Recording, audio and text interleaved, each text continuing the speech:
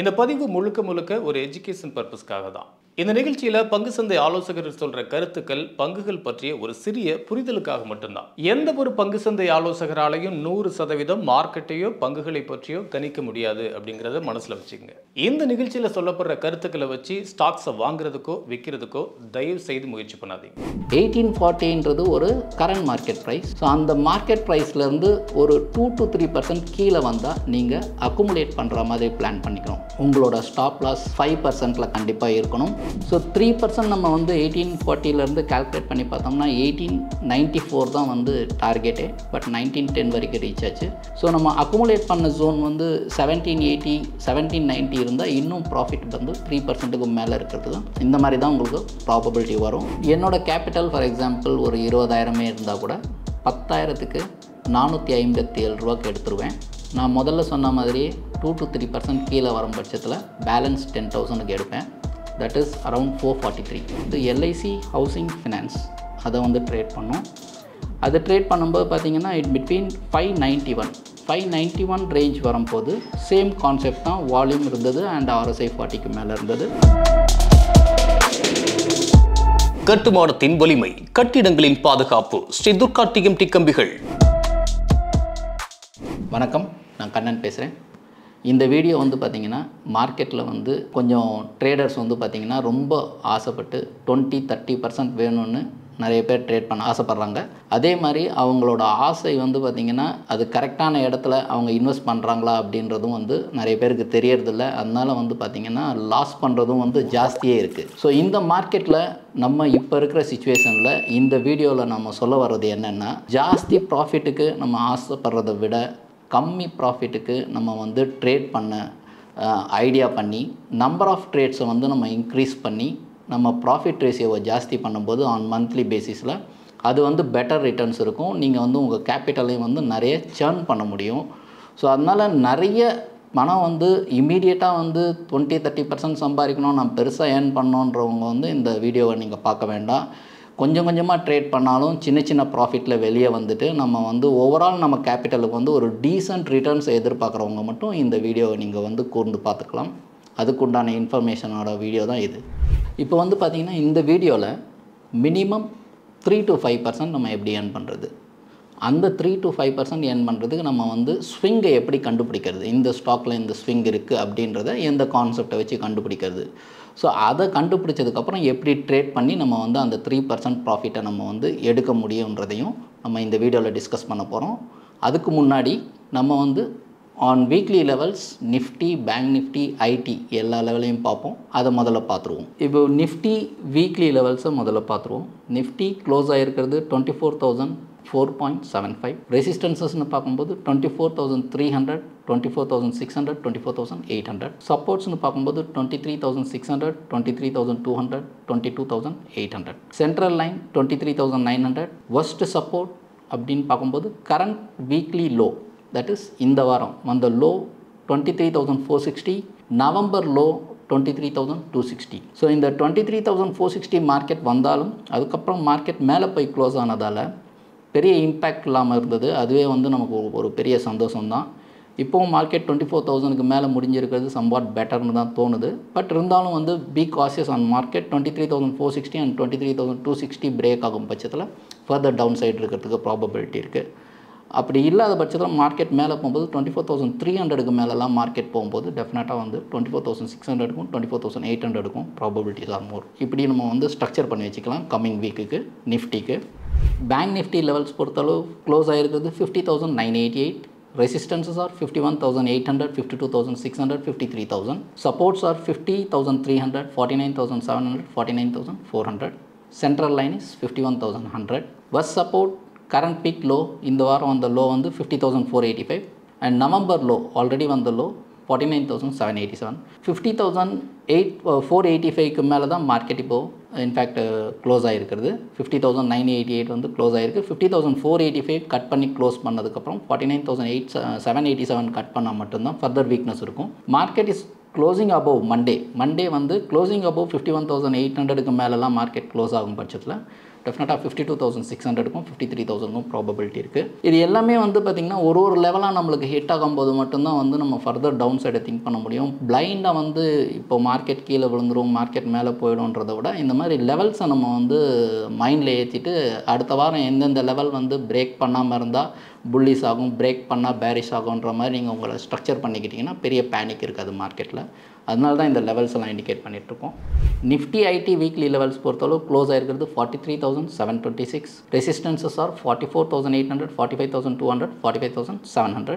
Supports are 43,200, 42,700, 42,100. Central line is 43,600. First support வந்து current week low வந்து 42,574. So 42,574 break ஆகாத பட்சத்தில் க்ளோஸ் பேசிஸில் வீக்லியில் பிரேக் ஆகாத பட்சத்தில் மார்க்கெட் வந்து probability to move up trend அப்படி வச்சுக்கலாம். ஏன்னா க்ளோஸ் ஆகிருக்கிறது 43,726 அண்டு ஐடி எல்லாமே கொஞ்சம் நல்லாவே பர்ஃபார்ம் பண்ணிகிட்ருக்கு இப்போ ரீசெண்டாக. அதனால் வந்து 44,800க்கு மேலே க்ளோஸ் ஆனால் further probability to move up trend அப்படின்றது தான் வந்து இந்த 3 இண்டைஸஸோட லெவல்ஸும். இப்போ வந்து நம்மளோட நியூஸ் கஃபே வியூவர்ஸுக்கு வந்து பார்த்திங்கன்னா ஒரு பர்டிகுலர் ஸ்டாக்கில் வந்து ஒரு 3 to 5% நம்ம ப்ராஃபிட் எடுக்கணுன்னா எந்த மாதிரி கான்செப்டை வந்து நம்ம ஃபாலோ பண்ணணுன்றதை முதல்ல பார்க்கணும். ஸோ நான் கான்செப்ட் வந்து பார்த்திங்கன்னா நல்ல வால்யூம் இருக்கணும், ஆன் வீக்லி பேசிஸில் நல்ல வால்யூம் இருக்கணும். And RSI must be above 40. RSI 40க்கு மேலே இருக்கணும், வால்யூம் இருக்கணும். அப்படி இருக்கிற ஸ்டாக்கை வந்து நீங்கள் வந்து உங்களோட ஸ்விங் ட்ரேடுக்கு டெஃபினட்டாக எடுத்துக்கலாம். அந்த மாதிரி நம்ம எடுத்து பண்ணும்போது ஒரு வாரத்துலேயே, தட் இஸ் 5 to 7 டேஸ்லேயே நம்ம வந்து ஒரு 3% ப்ராஃபிட்டை வந்து டெஃபினட்டாக வந்து நம்ம வந்து மின் பண்ண முடியும். அதுக்கு ஸ்டாப் லாஸும் இருக்கணும் கண்டிப்பாக. ஸோ அதுபடி பார்த்தோம்னா லாஸ்ட் வீக் இப்போ நான் ட்ரேட் பண்ணது, லாஸ்ட் வீக் நான் இந்த கான்செப்டை வச்சு ட்ரேட் பண்ணதை பற்றி தான் இப்போ உங்களோட டிஸ்கஸ் பண்ணுறேன். சன் ஃபார்மா ஈக்விட்டி வந்து நம்ம வந்து ட்ரேட் பண்ணோம். தட் இஸ் 1840 நமக்கு வந்து பார்த்திங்கன்னா அந்த RSI எல்லாம் மேட்ச் ஆச்சு, வால்யூமும் மேட்ச் ஆச்சு. ஸோ நம்ம வந்து 1840 கரண்ட் ப்ரைஸ் அப்படி இருக்கும்போது நம்ம கேபிட்டல் வந்து ஃபார் எக்ஸாம்பிள் நீங்கள் ஒரு 50,000 rupees அலோகேட் பண்ணாலும் சரி, 20,000 rupees அலோகேட் பண்ணாலும் ரெண்டாக பிரிச்சிடணும். 1840ன்றது ஒரு கரண்ட் மார்க்கெட் ப்ரைஸ். ஸோ அந்த மார்க்கெட் ப்ரைஸ்லேருந்து ஒரு 2 to 3% கீழே வந்தால் நீங்கள் அக்குமுலேட் பண்ணுற மாதிரி பிளான் பண்ணிக்கணும். உங்களோட ஸ்டாப் லாஸ் 5%ல் கண்டிப்பாக இருக்கணும். அப்படி இருக்கும்போது 2 to 3% கீழே வந்துட்டு அகெயின் வந்து மேலே போய் உங்களுக்கு வந்து 3% வந்து 1840லேருந்து 3% கொடுக்கும்போது இந்த 2%ம் சேரும்போது உங்களுக்கு ஆவரேஜாக 4 to 5% உங்களுக்கு வந்து ப்ராஃபிட் ப்ராபபிலிட்டி ஜாஸ்தி இருக்கும். இந்த வீடியோவில் உங்களுக்கு நல்லா புரியும் அவங்க விஷுவலைசேஷன் போட்டு காமிக்கும்போது. தட் இஸ் நாங்கள் எடுத்தது வந்து இன் பிட்வீன் 1840 to 1780 அக்குமுலேட் பண்ணோம். 1910 வரைக்கும் போச்சு. அது 1910 ரீச் ஆனது வந்து பார்த்திங்கன்னா இது வந்து ட்ரேட் டேட் வந்து பார்த்திங்கன்னா 27th December டேட். 1910 போனது வந்து பார்த்திங்கன்னா 31st 12th month, that is December 31st. 3 நாள்லேயே வந்து இது வந்து டார்கெட் வந்தது. ஸோ 3% நம்ம வந்து 1840லேருந்து கால்குலேட் பண்ணி பார்த்தோம்னா 1894 தான் வந்து டார்கெட்டே. பட் 1910 வரைக்கும் ரீச் ஆச்சு. ஸோ நம்ம அக்குமுலேட் பண்ண ஜோன் வந்து 1780 1790 இருந்தால் இன்னும் ப்ராஃபிட் வந்து 3%க்கு மேலே இருக்கிறதுக்கு இந்த மாதிரி தான் உங்களுக்கு ப்ராபபிலிட்டி வரும். அதனால தான் வந்து கீழே நீங்கள் அக்குமுலேட் பண்ணுறதுக்கு 2 to 3% கீழே வந்தாலும் அக்குமுலேட் பண்ணணும்னு சொன்னேன். 5% வந்து டோட்டல் ஸ்டாப் லாஸ் வச்சுருக்குது பெட்டர். ஸோ அதே மாதிரி பார்த்திங்கன்னா 31st December நம்ம வந்து LIC ஹவுசிங் ஃபினான்ஸ் அதை வந்து ட்ரேட் பண்ணோம். அது ட்ரேட் பண்ணும்போது பார்த்திங்கன்னா இட் பிட்வீன் 591 ரேஞ்ச் வரும்போது சேம் கான்செப்ட் தான், வால்யூம் இருந்தது அண்ட் RSI 40க்கு மேலே இருந்தது. ஸோ இதில் வந்து பார்த்திங்கன்னா 591 நம்ம வந்து ட்ரேடு கரண்ட் மார்க்கெட் ப்ரைஸ் இருந்தது. ஸோ நம்ம எப்பவும் சொல்கிற மாதிரி 2 to 3% கீழே வந்தால் ப்ராபபிலிட்டி டு அக்குமுலேட் நம்போது 585 வரைக்கும் வந்தது. சப்போஸ் அது பண்ண முடியலனாலும் பரவாயில்ல, பட் பண்ணால் ஆல்வேஸ் பெட்டர். ஏன்னா ப்ராஃபிட்டபிலிட்டி ஜாஸ்தி ஆகிறதுக்கும் ஸ்டாப் லாஸ் ஹிட் ஆனாலும் உங்களுக்கு வந்து லாஸ் கம்மியாகிறதுக்கும் ப்ராபபிலிட்டி ஜாஸ்தி. அதனால தான் வந்து ரெண்டாக டிவைட் பண்ணுன்றது. ஸோ 591 நம்ம என்டர் பண்ணது வந்து பார்த்திங்கன்னா 31st December. On 3rd January வந்து பார்த்திங்கன்னா 617.50 வரைக்குமே LIC ஹவுசிங் ஃபினான்ஸ் வந்து மூவ் ஆச்சு. ஸோ இதில் வந்து பார்த்திங்கன்னா நம்ம வாங்கின இடத்துலேருந்து 3% கம்ஸ் அரவுண்ட் 609 தான், 617 வரைக்கும் போச்சு. ஸோ இந்த கான்செப்டை தான் நான் இப்போது ட்ரேட் பண்ணிகிட்ருக்கேன். ஃபார் ஜெனரேட்டிங் 3% to 5% அப்படின்றது வந்து பார்த்திங்கன்னா கொஞ்சம் ஈஸியாகவே இருக்குது. அட் த சேம் டைம் வந்து நம்ம கேபிட்டலை வந்து நிறைய தடவை சேர்ன் பண்ண முடியுது. சேர்ன் பண்ணுறதால நம்மளுக்கு வந்து நெட் ப்ராஃபிட்னும் போது ratio wise, percentage ratio wise ஜாஸ்தியும் கிடைக்குது. இப்போ அடுத்த வாரத்துக்காக நான் ட்ரேட் பண்ணுறதுக்காக செலக்ட் பண்ணியிருக்கிற கவுண்டர் வந்து பார்த்திங்கன்னா ஸ்கிரிப்ட் வந்து வேதாந்தா செலக்ட் பண்ணியிருக்கேன். க்ளோஸ் ஆகிருக்கிறது 457 ரூபாய்க்கு க்ளோஸ் ஆகிருக்கு. ஸோ நான் எப்படி ட்ரேட் எடுப்பேன்றதை உங்களுக்கு நான் இப்போ ப்ராக்டிக்கலாக எக்ஸ்பிளைன் பண்ணுறேன். ஸோ என்னோடய கேபிட்டல் ஃபார் எக்ஸாம்பிள் ஒரு 20,000 இருந்தால் கூட 10,000க்கு 457 ரூபாய்க்கு எடுத்துருவேன். நான் முதல்ல சொன்ன மாதிரியே 2 to 3% கீழே வரும் பட்சத்தில் பேலன்ஸ் 10,000க்கு எடுப்பேன். That is around 443. So in between 443 457ல் ஒரு 10,000க்கு பை பண்ணுறேன். அண்ட் கீழே வரும்போது 443க்கு இன்னொரு 10,000க்கு நான் பை பண்ணுவேன். பை பண்ணிட்டா என்னோட டார்கெட் வந்து 471 வரும்போது நான் வெளியே வந்துடுவேன். அதே மாதிரி என்னோட ஸ்டாப் லாஸ், நான் வைக்கிற ஸ்டாப் லாஸ் வந்து 432 ரூபாய்க்கு ஸ்டாப் லாஸ் வச்சுருவேன். ஸோ நான் பையிங் பண்ணுற இடம் வந்து 457 10,000க்கும் 443 பக்கத்தில் வரும்போது இன்னொரு 10,000க்கும் வாங்கிட்டு டார்கெட் 471 வரும்போது ப்ராஃபிட் புக் பண்ணுவேன். ஸ்டாப் லாஸ் 432 வரும்போது எக்ஸிட் பண்ணுவேன். இதுதான் வந்து இந்த ட்ரேடோட ஸ்ட்ரக்சர். அதே உங்களுக்கு கம்ப்ளீட்டாக எக்ஸ்பிளைன் பண்ணிட்டேன். இது என்னோட trading idea for the coming week. அடுத்த ஸ்டாக் செலக்ட் பண்ணியிருக்கிறது நான் என்னோட ட்ரேடுக்கு அடுத்த வாரத்துக்கு வந்து பார்த்திங்கன்னா ஜியோ ஃபினான்சியல் ஈக்விட்டி செலக்ட் பண்ணியிருக்கேன். க்ளோஸ் ஆகிருக்கிறது 307 ரூபா 45 பைசா க்ளோஸ் ஆகிருக்கு. 307.45.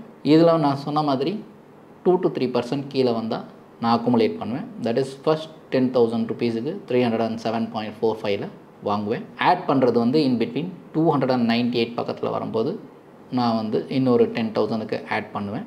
அண்ட் ஸ்டாப் லாஸ் நான் வைக்கிறது 292 ரூபா 292க்கு ஸ்டாப் லாஸ் வச்சுருவேன். 3% டார்கெட் எடுக்கிற ஜோன் வந்து 318 வரும்போது நான் வந்து ப்ராஃபிட்டை வந்து புக் பண்ணிடுவேன். அப்போது ஃபஸ்ட் 10,000க்கு 307.45ல் வாங்கினதுக்கும் நெக்ஸ்ட்டு 10,298 வாங்கினதுக்கும் என்னோடய ஆவரேஜ் காஸ்ட்னு பார்த்தீங்கன்னா அரௌண்ட் ஒரு 303 அந்த மாதிரி தான் வந்து நம்மளோட ஆவரேஜ் காஸ்ட் வரும். அண்ட் 318 போகும்போது 3%க்கு மேலேயே நம்மளுக்கு ப்ராஃபிட் கிடைக்கிறது நிறைய ப்ராபபிலிட்டி இருக்கும். ஸோ இதுதான் வந்து நான் வந்து அடுத்த வாரத்துக்கு உண்டான செகண்ட் ஸ்டாக் ஐடியாவை செலக்ட் பண்ணி வச்சுருக்கேன். இந்த மாதிரி வந்து பார்த்திங்கன்னா ஒரு வீக்கில் வந்து 3 to 5 ஸ்டாக்ஸ் வந்து ப்ராபபிலிட்டி வந்து ட்ரேட் பண்ணுறதுக்கு வந்து கிடைக்கும். ஸோ நம்ம 1 மந்த்துக்கு நம்ம கால்குலேட் பண்ணி பார்க்கும்போது ஒரு 3 to 4 ஸ்டாக் வச்சா கூட 4 வீக்ஸ்க்கு வந்து பார்த்திங்கன்னா ஒரு 16 ஸ்டாக் அந்த மாதிரி நமக்கு கிடைக்கும். பட் இஸ் 1 மந்த்துக்கு. ஸோ 16 ஸ்டாக்கில் நம்ம வந்து வின்னிங் ரேஷியோ வந்து நம்ம வந்து ஒரு 12 அந்த மாதிரி வின்னிங் ரேஷியோ இருந்து ஒரு 4 வந்து லாஸ் ரேஷியோ இருந்தாலும் வந்து ஓவராலாக நம்மளோட ப்ராஃபிட்ஸ் வந்து ரொம்ப டீசெண்டாக இருக்கும் இந்த கான்செப்டை வச்சு பண்ணும்போது. ஏன்னா நான் நிறைய இதுக்கு முன்னாடியும் பண்ணியிருக்கேன். இது லாஸ்ட் வீக் பண்ணது மட்டும்தான் நான் உங்களுக்கு எக்ஸ்பிளைன் பண்ணியிருக்கேன். இந்த வாரம் நான் பண்ண போகிறதையும் எக்ஸ்பிளைன் பண்ணியிருக்கேன். இது எல்லாமே வந்து என்னோட இண்டிவிஜுவல் ஐடியா. நான் சொன்ன மாதிரி அந்த கான்செப்டை பேஸ் பண்ணி தான் நான் கொடுத்துட்ருக்கேன். ஸோ எப்படி போகுதுன்றதை நெக்ஸ்ட் வீக் நான் அப்டேட் பண்ணுறேன். ஸோ இப்போ உங்களுக்கு லாஸ்ட் வீக் நான் ட்ரேட் பண்ணதை டிஸ்கஸ் பண்ணேன். அதே மாதிரி கம்மிங் வீக்கில் நான் என்ன பண்ண போகிறேன்றதையும் உங்களோட டிஸ்கஸ் பண்ணியிருந்தேன். ஸோ இது எல்லாமே என்னோட ஓன் வியூ. அதே மாதிரி ஒவ்வொருத்தருக்கும் ஒரு எக்ஸ்பர்ட்ஸுக்கும் ஒரு வியூ இருக்கும். அந்த வியூவில் வந்து உங்களுக்கு எது ஆப்டாக இருக்கோ அதை நீங்கள் செலக்ட் பண்ணி அதை உங்களுக்கு சூட்டபுளாக இருக்கான்றதை நீங்கள் பேக் டெஸ்ட் பண்ணி அதுக்கப்புறம் நீங்கள் வந்து உங்கள் எக்ஸிக்யூஷனை ஸ்டார்ட் பண்ணலாம். ஸோ இங்கே டிஸ்கஸ் பண்ண எதுவுமே வந்து ரெக்கமெண்டேஷன் கிடையாது. ஸோ அதை நீங்கள் யாரும் வாங்கணுன்றதெல்லாம் இல்லை. நீங்கள் வந்து உங்களோட எஜுகேஷனல் பர்பஸ்க்கு யூஸ் பண்ணிக்கோங்க. தேங்க்யூ. இந்த வீடியோ உங்களுக்கு பிடிச்சிருந்தா லைக் பண்ணுங்க, ஷேர் பண்ணுங்க, கமெண்ட் பண்ணுங்க. மறக்காம பெல் பட்டனை கிளிக் பண்ணிட்டு சப்ஸ்கிரைப் பண்ணிடுங்க.